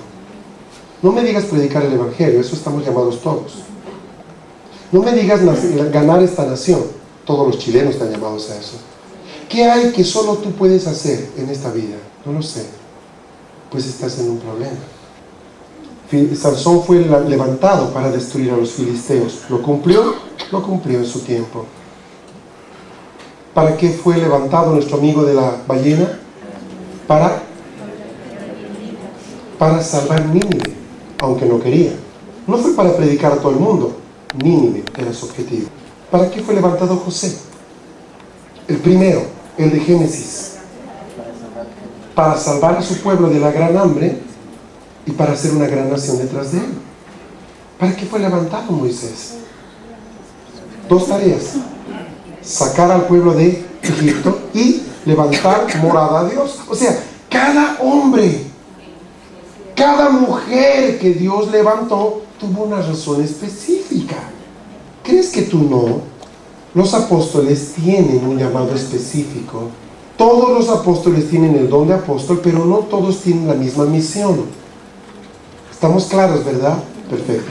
Aquellos que conocen la misión del ministerio que Dios les ha dado, saben que caminan en la voluntad de Dios. Saber esto los libera para moverse con autoridad. Hoy día tienes un montón de disque apóstoles que no saben para qué rayos son apóstoles. Y es rarísimo eso, te digo, porque junto con el título viene la misión. Pablo, yo te voy a guiar, tú vas a servirme en esto, en esto, en esto. El día que te estoy dando mi título, desde hoy día eres apóstol, te estoy diciendo, y vas a ir a ellos. No haga mucho caso de aquellos que dicen que son apóstoles, pero no saben para qué fueron llamados. Dudo mucho que lo sean, para empezar. Punto 3. Los apóstoles tienen un carácter fuera de lo común. Los apóstoles cumplen o deberían cumplir con los requisitos necesarios para un líder de la iglesia que se pide en 1 de Timoteo 3:2, ¿sí o no? No puede haber un apóstol que tenga 2 esposas, está conmigo. No sé qué tipo de ministerio quiera tener, pero ciertamente no puede ser un ministerio que rompe los principios que Pablo da para los que se van a escoger como autoridades en la iglesia. ¿Amén? ¿Amén? Por favor, esto es importante. Hermano mío, no se deje engañar. La santidad es el sello de lo que es de Dios. La santidad es el sello. La santidad es el sello. Si no terminamos como David Koresh y los davinianos, ¿me entienden? Yo no quiero reunirme, rodearme de un grupo de gente que diga amén, amén a todo lo que yo hago. Es gente que debe poder ver lo que vio en Pablo, la santidad. Es gente que puede decir, yo quiero ser como mi apóstol, porque hay un nivel de santidad en su vida que yo ambiciono. Pablo dice, imitadme a mí. Wow, qué tremendo, ¿no? Y hoy día tú tienes apóstoles, comillas, apóstoles, que lo único que quieren es dinero, lo único que quieren es posición, lo único que quieren es prestigio. El sello del apóstol es la santidad ligada a la autoridad. Le voy a dar un consejo: no siga a una persona que no tiene una vida santa. Tenga cuidado con eso. Hola. No siga personas que tienen problemas financieros, que no maneja cuentas claras. ¿Sabe por qué? Porque todo lo que es de Dios es claro, es transparente. Va a haber mucha confusión. Jesús lo dijo. No estoy diciendo nada nuevo, ¿verdad? Jesús dijo, muchos vendrán en mi nombre y dirán, mire, ¿qué dice? Por sus frutos los conoceré. ¿Y qué fruto yo puedo buscar? Vida santa. Le doy un consejo más. Vea cómo son sus hijos. Los hijos hablan mucho de quiénes somos nosotros. ¿Sabes por qué? Porque todos los hombres tienen una máscara, pero los hijos son genuinos. Antes de decir quiero la cobertura de este pastor o de este apóstol, conoce a sus niños un ratito y vas a tener una idea de cómo es él internamente. Los apóstoles tienen seguidores, ciertamente. La validación externa más importante para comprobar que un individuo tiene el don de apóstol es el reconocimiento de otros y la sumisión voluntaria de estos a la autoridad del apóstol. Se lo pongo de esta forma. ¿Sabe qué está pasando hoy día? ¿Sí? ¿Quién es? Buenas, soy el apóstol Pepe. ¿Me permite un rato, pastor? Apóstol Pepe. Pase, apóstol. Mucho gusto. ¿Qué hace por aquí? Aquí, de paso. Bueno, mire, estaba pasando y vi su iglesia. ¿Me permite hablar con usted? Sí, dígame. ¿No le interesaría tener cobertura? ¿Cómo dijo? No sé si usted quiere cobertura. Yo doy cobertura. ¿Seguro médico quiere decir? ¿Cobertura contra accidentes? ¿De qué está hablando? No. Yo me ofrezco a hacer su cobertura. Si es que usted no tiene cobertura, mire, yo tengo varias iglesias debajo de mí. Ah, qué bueno, qué interesante. Hoy día le va a parecer rarísimo, pero hay hombres que están haciendo esa tarea. Están visitando las iglesias diciéndoles, ¿no quisieran cobertura? No me imagino a Pablo haciendo eso, ¿sabe? Yo sé que la gente va a seguir a los apóstoles, pero no porque los apóstoles los busquen a ellos, sino porque ellos van a buscar a los apóstoles. Ni qué le digo cómo está en Centroamérica la cosa, es de espanto. Es de espanto, es de terror. Cambiemos de página. En este caso, la lámina. Punto 5. Los apóstoles tienen visión. Ahora, si usted me dice, deme dos rasgos que definen un apóstol, sí o sí, sin pensar, autoridad y visión. Autoridad y visión. ¿Sabe? Cuando un apóstol empieza a orar, el cielo se cae. Punto. Es así de simple. Lo que uno hace gritando 2 horas, el apóstol lo hace en 2 minutos. ¿Por qué? Porque tiene un báculo de autoridad muy poderoso. Número 2, el apóstol está entrenado para ver más lejos. Tiene visión. Los apóstoles, dice acá, reciben la revelación de Dios y por ello pueden afirmar que esto es lo que el Espíritu le dice a la iglesia en este tiempo. Por ejemplo, nosotros cada fin de año recibimos ya de parte de Dios una palabra profética para preparar a nuestra iglesia para el siguiente año. Ya en noviembre nosotros decimos, amados, el próximo año se va a caracterizar por esto, prepárense, punto. Hoy, ¿cómo le hace? Fácil, pues veo el show de Walter Mercado. ¿Cómo lo voy a hacer? Lo hago porque si soy un apóstol, la palabra profética tiene que venir a mi vida antes que al resto de la iglesia. ¿Por qué? Porque mi papel apostólico es preparar a la iglesia para que no sea sorprendida con lo que viene mañana. Le doy un dato. El próximo año va a ser un año muy especial. Este es un año de expansión. Cuando el Señor nos dijo en noviembre que el próximo año es un año de extender las estacas, muchos empezaron a decir, ¿qué quiere decir esto, Señor? Pues quiere decir que tu empresa va a crecer, tu negocio va a crecer, tu casa va a crecer, hasta hijitos vas a tener. Es un año de expansión. Pero no van a crecer todos, van a crecer los que crean.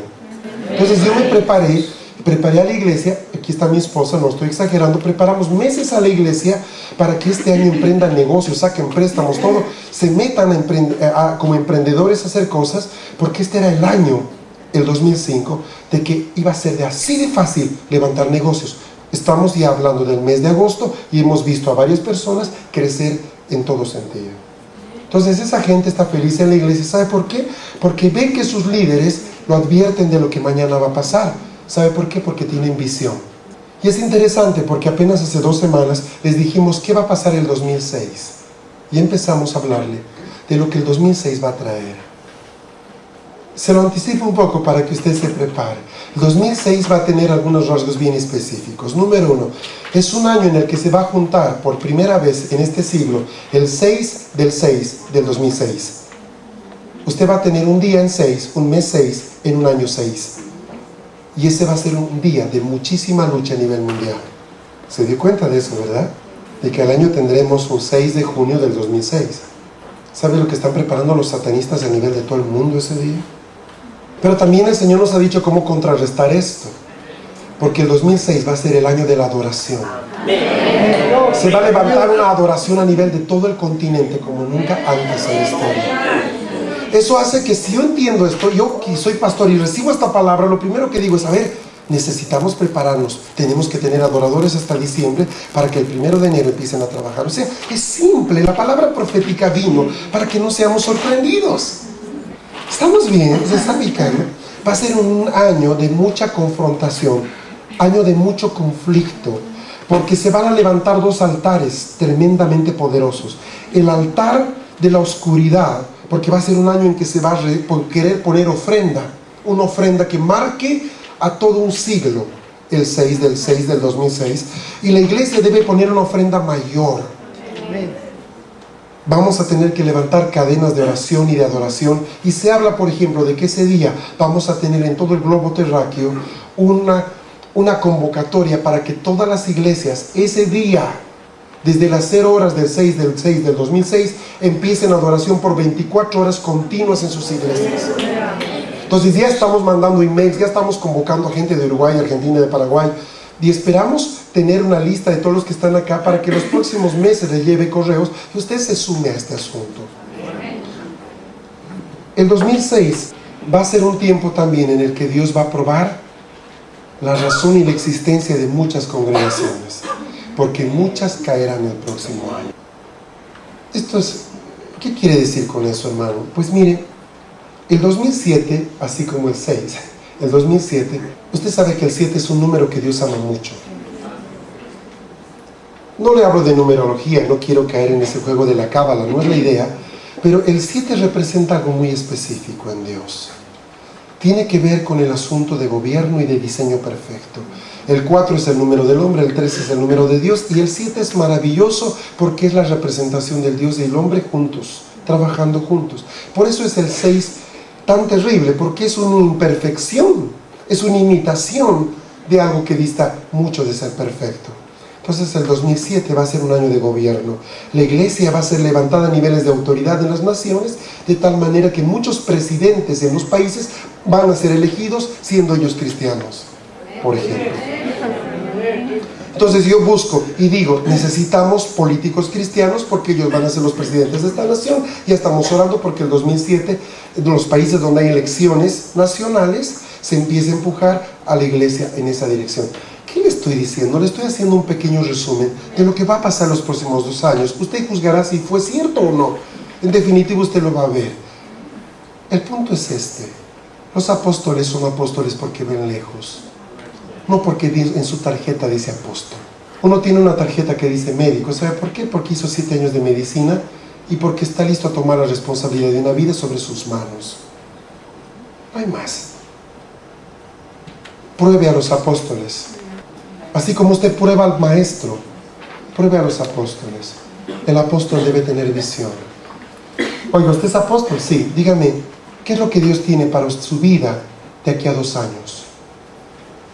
Si no sabe dónde va a estar usted en 2 años, ¿cómo puede saber a dónde llevar la iglesia en los próximos 2 años?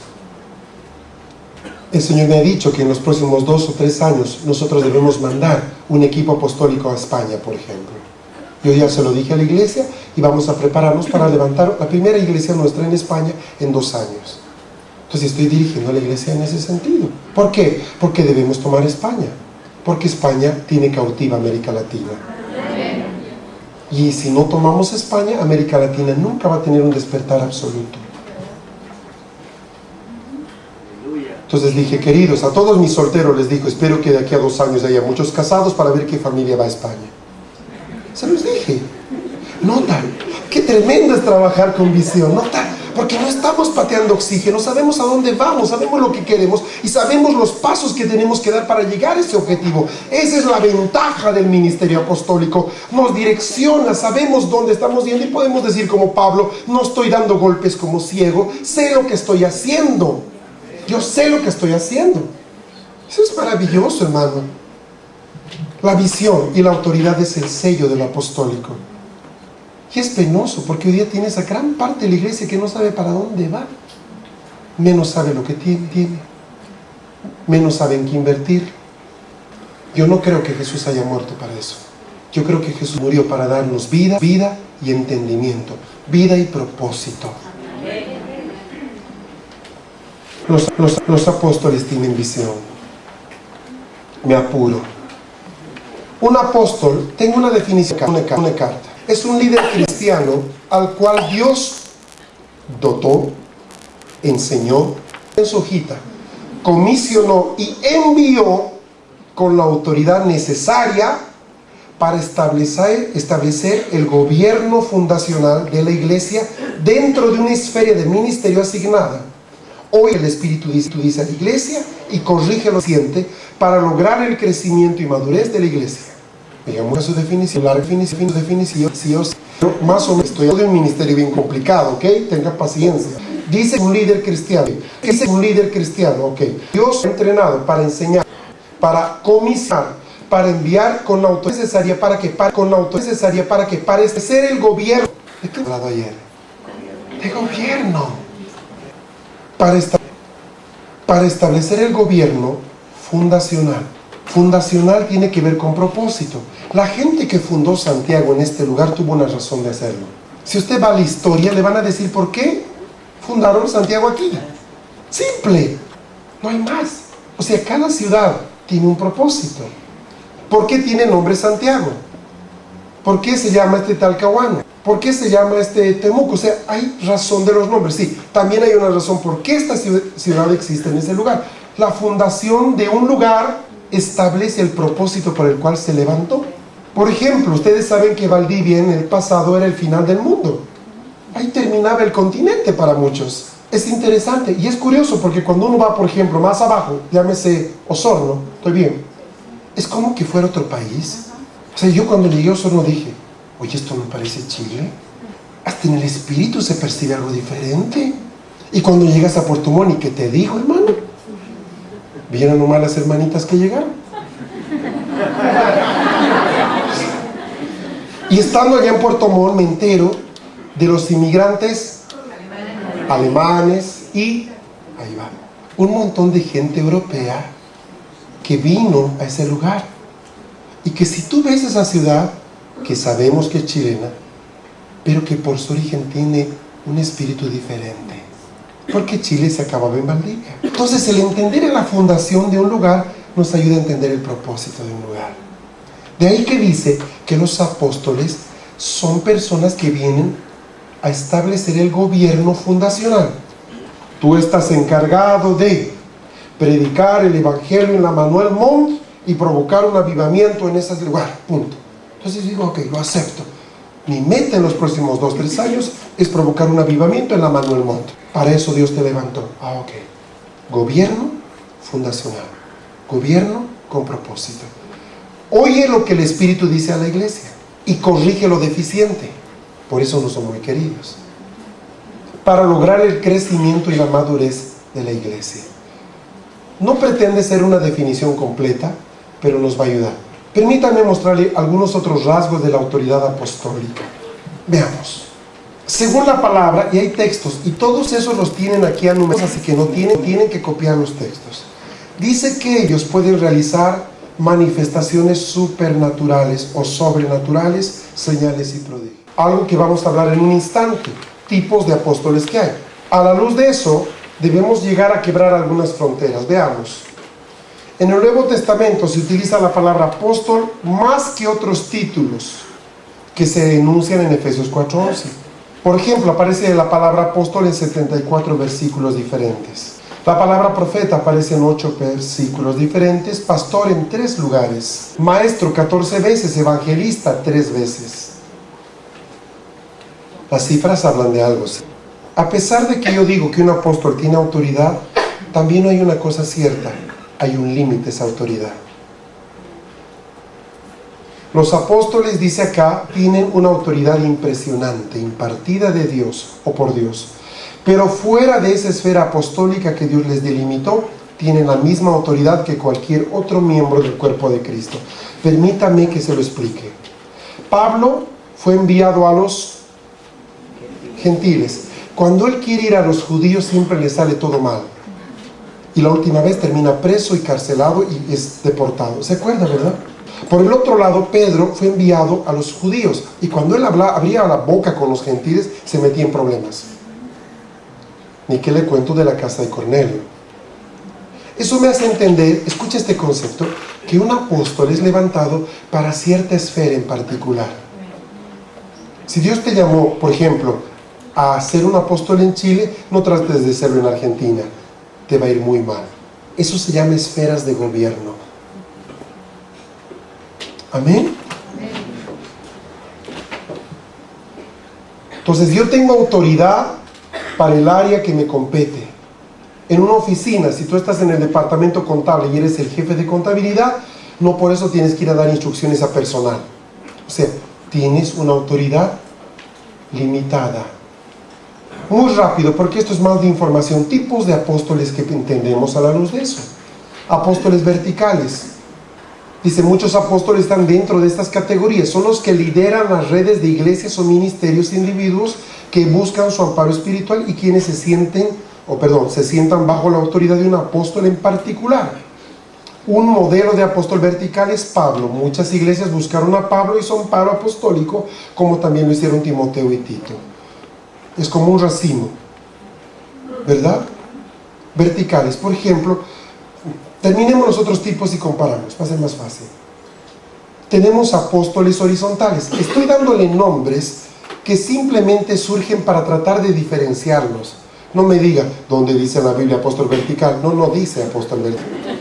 ¿Ya? Pero estoy tratando de que usted entienda de que no todos los ministerios apostólicos son iguales. Por eso se han dado muchos términos. Horizontales.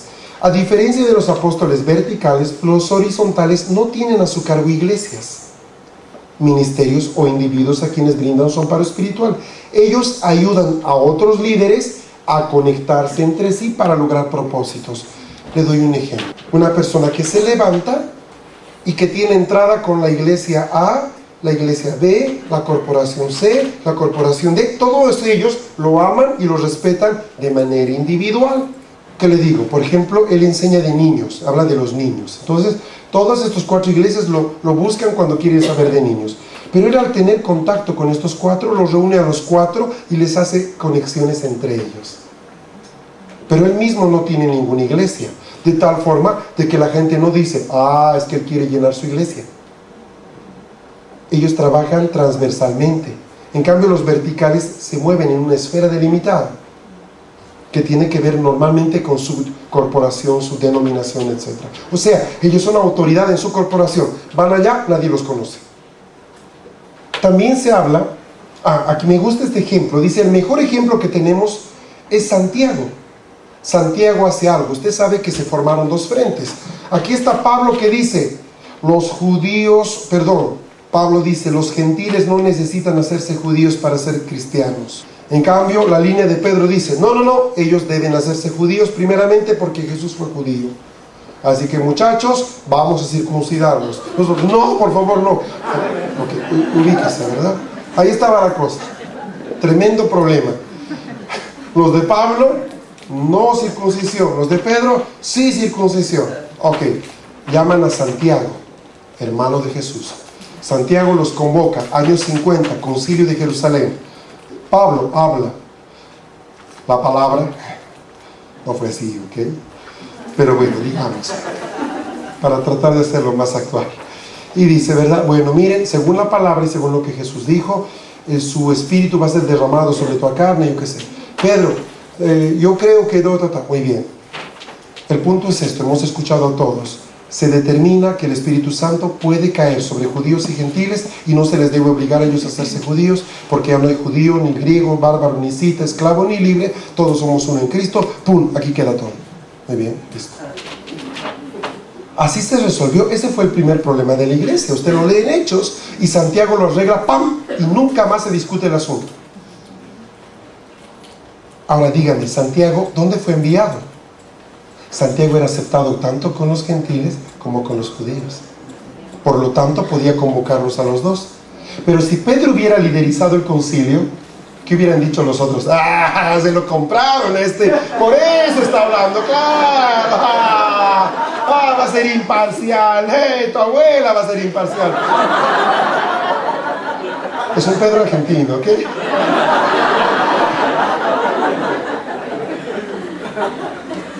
¿Se dan cuenta, no? Si Pablo hubiera sido el director, hay lo propio. Aquí no, pues fija, aquí los gentiles nos van a invadir, olvídese, rodillo, ellos ya lo planificaron. Ya está la planchita esto, olvídese. Entonces le llaman a Santiago, que no tenía un favor específico con ninguno, pero que tenía apertura con ambos. Y lo arregló todo. Ese es un ministerio horizontal. Y qué bonito, ¿verdad? Por ejemplo, se levanta un apóstol y dice, es necesario que Santiago de Chile se une en oración. Y es un hombre que tiene una autoridad y apertura con todos los círculos de la iglesia, desde los más conservadores hasta los más tolerantes, todos lo escuchan. Él puede convocar a todos y la gente se pone en oración en todo Santiago sin que digan de qué iglesia es este hombre. ¿Estamos bien? Apóstoles horizontales. Apóstoles de mercado. Es un término, no se asusten. Los apóstoles de mercado es gente que desarrolla el ministerio apostólico fuera de la iglesia. ¿Cómo fuera de la iglesia? Yo pude conocer a un par de apóstoles que son de este tipo, y son tipos bien interesantes. Lo pongo de esta forma. Hay un hombre que se llama John Kelly, por ejemplo. Estuvimos con él una sola vez, con mi esposa. Este hombre maneja millones de dólares. De aquí para allá, de más allá. Pero no tiene iglesia.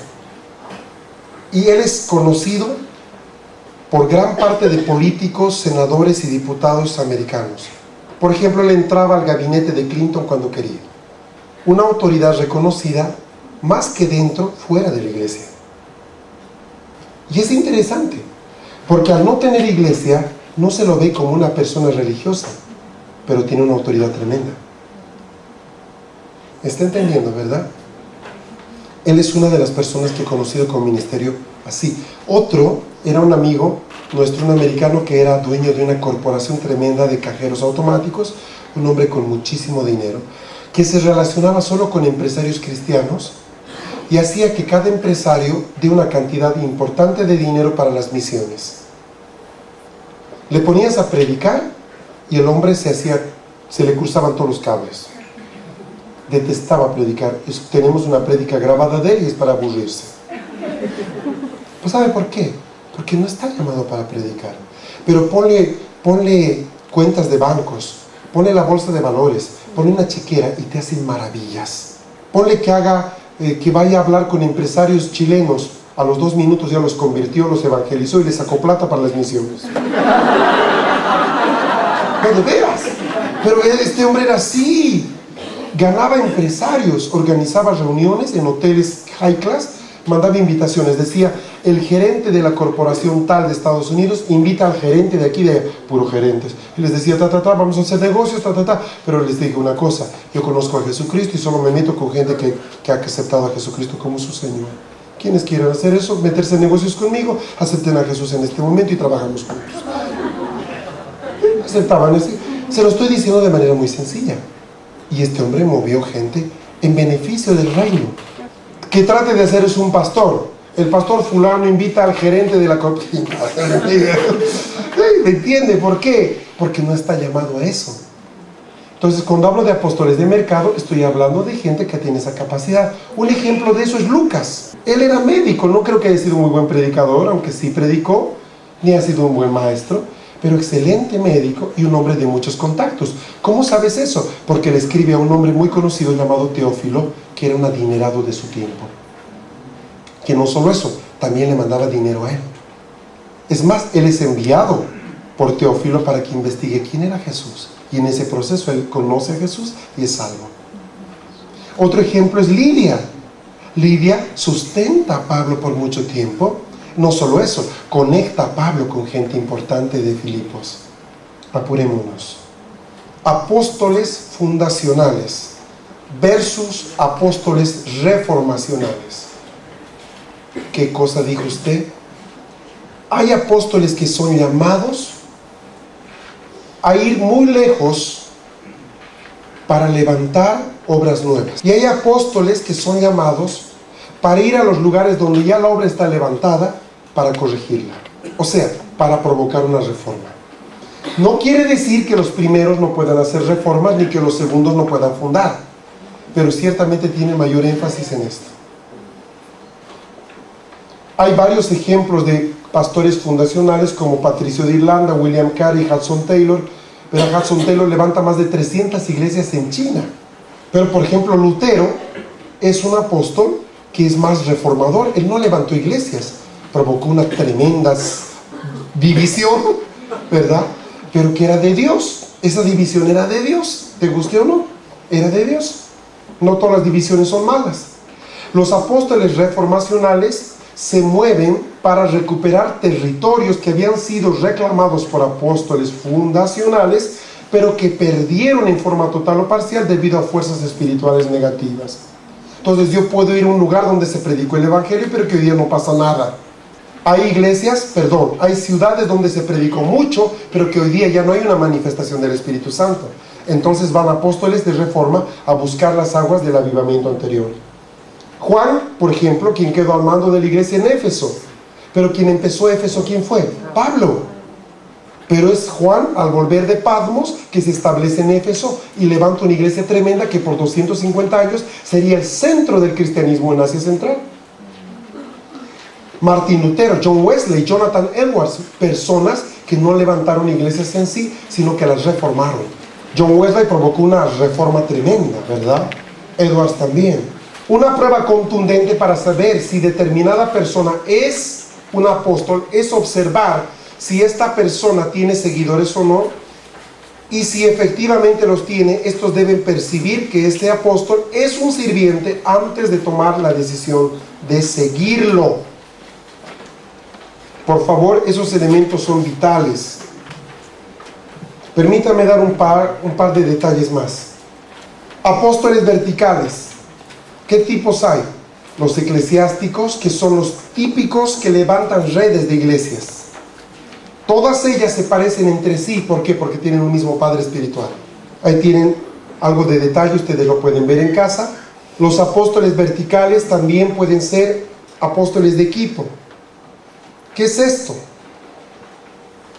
Un gran elemento que hoy día la iglesia debe recuperar es la formación de presbiterios o equipos apostólicos. Por ejemplo, Pablo y Bernabé eran un equipo apostólico. El concepto de equipo está ligado a la sinergia, al conseguir algo que uno solo no puede conseguir. 1 a 1000, 2 a 10,000. Eso es sinergia. Entonces, en este tiempo, la iglesia está llamada a formar equipos, alianzas estratégicas. Les doy un ejemplo. Estamos entrando a la globalización y otros países como Chile están metidos en la globalización en pleno hace rato. O sea, hay una palabra que suena harto: redes. ¿Qué son las redes? Usted sabe qué son las redes. Una definición más o menos eclesiástica: son puntos que se contactan entre sí para buscar un beneficio que solos no pueden conseguir. Este es un tiempo de redes. Le doy un ejemplo. Hay gente que viene de Talcahuano, ¿Podría una sola iglesia evangelizar todo Talcahuano? No. Hablemos de una ciudad más chiquita, Talca, es más pequeña Talcahuano. ¿Podría una iglesia sola evangelizar todo Talca? No. Hablemos de una iglesia más chiquita aún. O sea, hermano, Dios nunca va a entregar una ciudad a una iglesia. Dios va a entregar una ciudad a su iglesia. No es lo mismo la nación de Israel que las tribus de Israel. O sea, Judá nunca va a significar lo que las otras 12 juntas significan. El problema es este. Los patriarcas, llámese Jacob, llámese Isaac, Abraham, levantaron una nación en base a 12 familias. Hoy día tenemos las familias, pero no tenemos los patriarcas. Entonces tienes que, por ejemplo, la tribu de Dan está peleando por allá, la tribu de Isaacar está peleando por allá, la tribu de Judá está peleando por allá, pero nunca se han unido las 12 tribus para pelear como nación, sino que cada una pelea como tribu. Los apóstoles lo que hacen es volver al concepto patriarcal, reúnen a todas las tribus y juntos pelean la batalla que es de la nación. Mire qué precioso, ¿no? Apóstoles funcionales. Es gente, todos estos son verticales, todos estos son tipos verticales. Por ejemplo, esta gente se especializa en crear metodologías internas para organizar. Por ejemplo, somos una red de 200 iglesias y hay tipos que tienen la capacidad de hacer que las 200 se conecten vivencialmente. Se establecen lazos desde redes de comunicación regulares hasta simplemente procesos para que no cada iglesia descubra cómo hacerlo, sino que vayamos adquiriendo know-how entre todos que nos permita avanzar más rápido. Qué tremendo es eso. Un gran problema es que cada iglesia descubre la rueda cada generación. ¿Entiende? Apóstoles congregacionales. Ellos básicamente se encargan de hacer florecer iglesias, que son, en su caso, hijas o asociadas a ella. Cambiemos, apóstoles horizontales, tenemos los convergentes. ¿Cuáles son los convergentes? Los que tienen como principal tarea convocar a toda la iglesia. Y la gente va. Le doy un ejemplo, ¿no? Luis Palau va a llegar y todas las iglesias se unen. Punto. ¿No? Hay ministerios que tienen ese poder de convocatoria. Apóstoles embajadores. Son apóstoles que se encargan de visitar y moverse entre las iglesias, transmitiendo una visión que Dios les ha dado, que enriquece a todas. Mayores detalles lo tienen en sus apuntes, es por eso que no estoy leyendo todo, sería una pérdida de tiempo. Movilizadores, igual que los anteriores, son gente que tiene la capacidad de hacer pasar a la iglesia de una actitud de inercia a una actitud de movilización. Voy y te explico, mira, tenemos que hacer, por ejemplo, vamos a levantar adoración el 6 del 2006. Necesitamos gente que mueva su ciudad. Ahora, para empezar, hay gente que no puede mover a su propia iglesia. Entonces se necesita un don especial para mover a todas las iglesias. Entonces no es lo mismo que lo mueva un pastor que nadie le da la hora que un pastor que es reconocido por toda la ciudad. ¿Notan? Hay gente que tiene un especial carisma para movilizarlo. Uno más, apóstoles territoriales. Es gente que es reconocida en un territorio como una autoridad. Tal es así que cuando llega una iglesia nueva, lo van a buscar a él y le dice, hermano, ¿sabe? He venido a esta iglesia o esta ciudad a levantar un nuevo ministerio. Bienvenido, hermano. Wow, es reconocido en el territorio. Ahí quedan los apuntes que ustedes tienen. Tengo las notas que las vamos a ver mañana. Lo que vamos a hacer mañana tiene dos rasgos. Uno es dar algunos elementos más de lo que es el ministerio apostólico y meternos de inmediato. O sea, mi plan mañana es gastar como 1 hora en algunos rasgos apostólicos más y luego gastar la mayor parte de tiempo hasta el jueves en cómo mover una iglesia de una situación pastoral a una situación apostólica, ya que hay muchas preguntas. Me explico. Desde ¿cómo puedo yo continuar con mi iglesia? Nunca fuimos levantados por apóstoles. ¿Qué hago? ¿Estoy mal? ¿Está mal mi iglesia? Hasta el hecho de ¿cómo puedo empezar a provocar una reforma en mi propia iglesia?